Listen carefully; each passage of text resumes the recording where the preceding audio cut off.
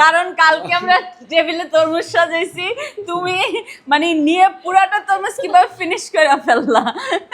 এটা ফ্রিজে রেখে ফিনিশিং আচ্ছা ধরো। তুমি হচ্ছে কি ঘুমাচ্ছো? হ্যাঁ তুই তরমুজটা ফিনিশ করে ঘুমাইছো তরমুজ ফিনিশ করে টাস ঘুম। একদম। চলো আমি মাত্র দেখেছি যখন আমি সায়নের রুমে ঢুকছিলাম। চুপে চুপে আবার তোমাকে যে দেখে আসছে পাপা কি করতেছে, বুঝছো? মারজান নাও,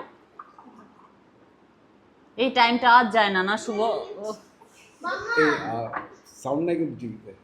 এই আজান দিলে আমরা কিন্তু ধরতে পারবো না।